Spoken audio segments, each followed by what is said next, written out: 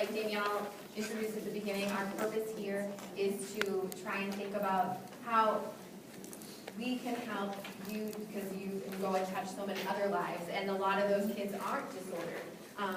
So remediation is, let me back up a little, remediation is when you've already identified probably a clinically significant deficit. You're working with a very individualized program of specific skill training, practice, plus metacognitive strategies. So that might look like, therapy in the classroom, out of the classroom, strategies for the teacher that are highly specified to his strengths and weaknesses, whatever they may be. So repeatedly practicing self-monitoring, self-stopping, seeing the future, talking about the future to yourself in your brain, and playing different scenarios out in your brain, plan A, plan B, and picking the one that works the best. Highly individualized. So today we want to focus on enrichment. So to make richer richer by the addition of something else. Don't get me wrong. We're not here to tell you to teach more. That would be the last thing we do. You're all teaching your hearts out. Our intention is to hopefully make it easier, like oh yeah, that strategy is pretty quick and easy, and it actually really worked. So by enrichment, things that will make your lives, hopefully, and your students' lives certainly better and flow easier. And I'm going to pass the mic a little bit.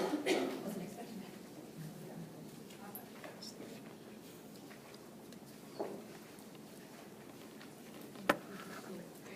Can you hear me? Am I on? I wanted to thank everybody for coming here today. This is kind of the first time we've had the opportunity as speech pathologists to present to so many people at once. I also wanted to thank Heidi and Joan for allowing us to do this because I know how these ERD days are filled with so many really important things, and I'm glad that you consider this an important thing for everybody to know. I'd also like to thank the teachers that have allowed us to come in your classrooms and use some of the strategies already. To me, it's just been amazing. People are like, yes, come in, help, let's do this, and they're applying them every day. We just come in with the ideas, you guys are applying them, so I really want to thank you. And I wanted to thank my colleagues, Rochelle and Danielle, for working with me and doing all this. And you can see that we're on the same wavelength. No, we did not plan the white shirt. Kind of very interesting. You will see a paper Danielle put together. It is all the different areas of executive function on here. And on the top it says classroom strategies and notes. So if you see a strategy that you like, I have a lot, and as we were putting this together, we have a lot of stuff, and we didn't even put all of it together or present it because it was kind of overwhelming to us, so we don't want to overwhelm everybody else.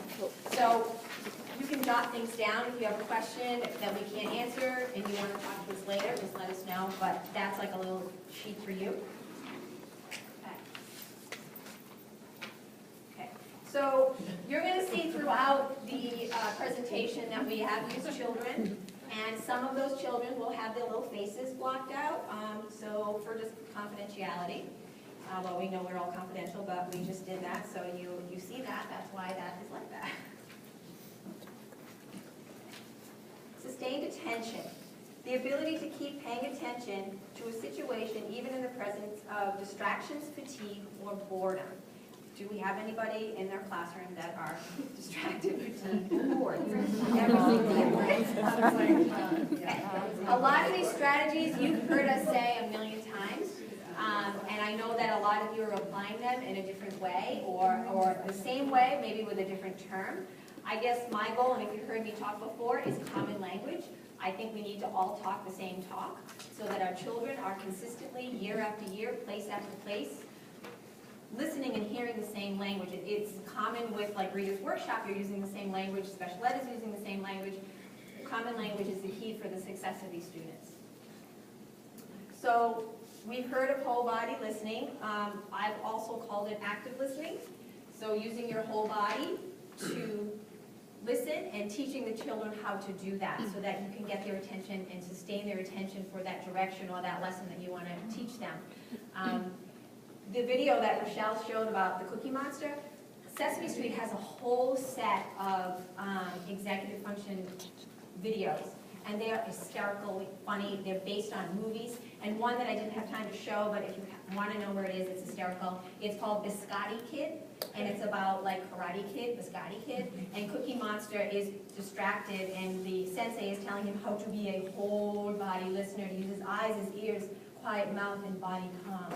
And he's trying to teach Cookie Monster this, and Cookie Monster is too distracted by the Cookie Monster belt that he could earn, so he's looking at that and not using his whole body to listen to the instructor, while the instructor's going, snack on, snack off, snack on, snack on. Just very funny.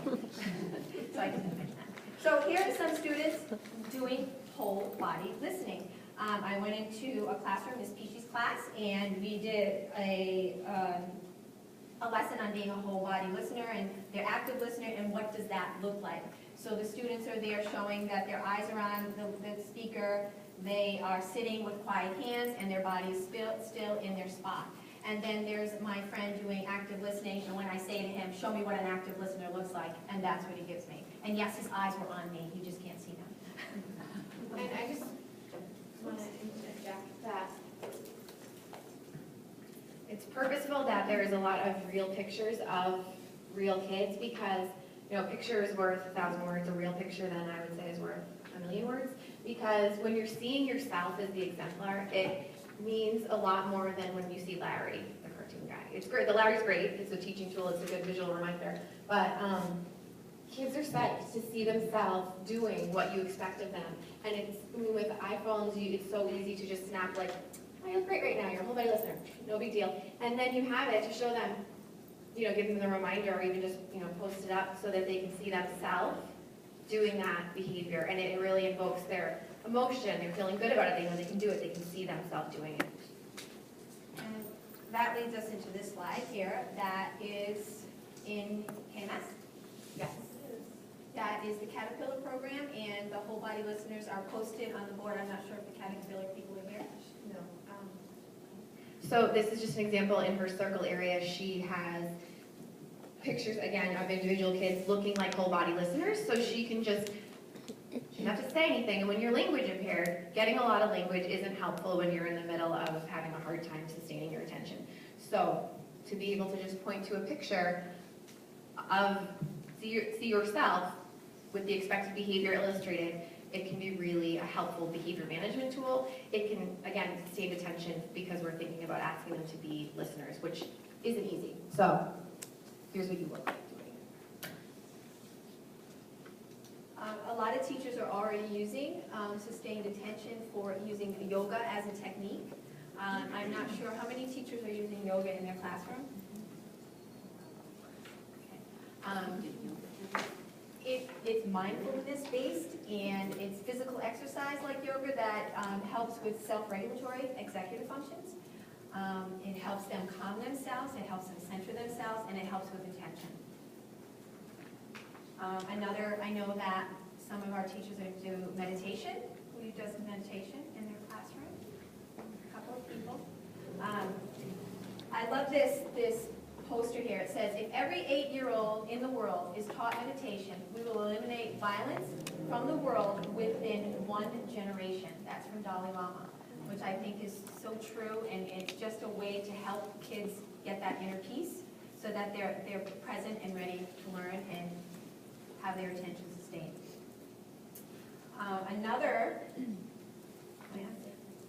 And even witnessing another person meditate for children improves self-control and self-awareness. I think that's so powerful, because what we did before we even got started, that visualization, that was like a little bit of a guided mindfulness meditative activity. So even though we might not say that a 6-year-old or a 10-year-old can meditate, even just going through the motions of doing it, they're getting something out of it. Even just by knowing what it is, being exposed to it, watching you do it. So that's really powerful. I know that Diane uses that in her room very often. I remember back in first grade, and all her children, even kids that are now older, still talk about the meditation exercises that you do in the classroom. Do you want to share a little bit about? I'm not good at unexpected. I'm sorry.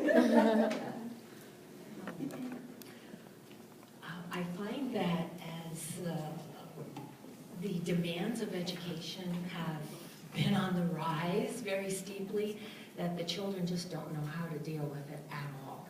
And so any technique at all that can help them to turn off the amygdala and bring them down to a centeredness is excellent for opening their minds to learning.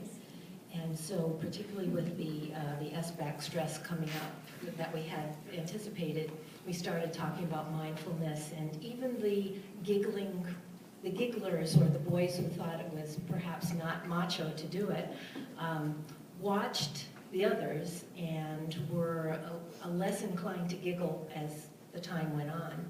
And what I found that was actually the most powerful was this particular year that surprised me was the impact of sound on centeredness. When given the choice to either perform an important task in silence or with calming music, every time they voted for the music on. And we made use of Allegra's Tibetan singing bowl as a real quick way to just bring everybody down off the ceiling. And they could, and when I asked them, can you feel the difference? Because I could tell the energy in the room had definitely shifted. They are beginning to recognize that, definitely. So. That was very good for being on the spot. I know there are a lot of teachers that use music in their classroom. Calming lights does that. A lot of teachers that all the do that. This is rain breaks. Rain breaks are, And there were a few of the kindergarten classrooms at KMS. It's on YouTube also, but you can go to www.learningstationmusic.com, and they have people, there are a whole bunch of different songs with movement for movement breaks, and they have the whole class do it. So the whole class takes their movement break at the same time to help transition between activities that are, more academic activities.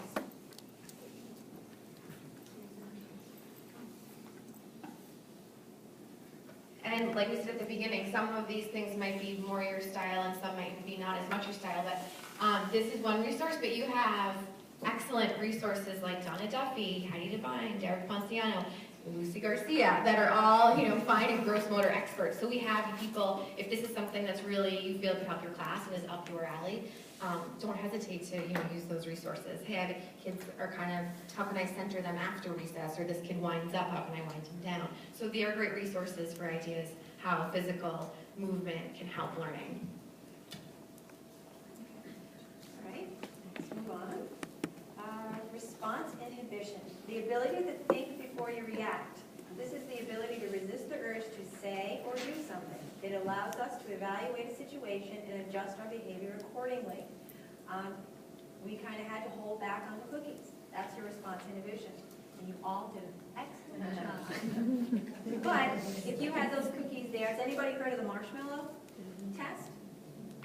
Where they gave children marshmallows and they said, we'll come back in 10 minutes, and if you wait, you'll get 2. If you don't, what was that? I don't know what the consequence was. Right, well, they didn't say don't eat, like we said, don't eat the cookie. They didn't say don't eat it. They said you can eat it, but if you choose to wait until I come back, then you'll have 2 of them instead of 1.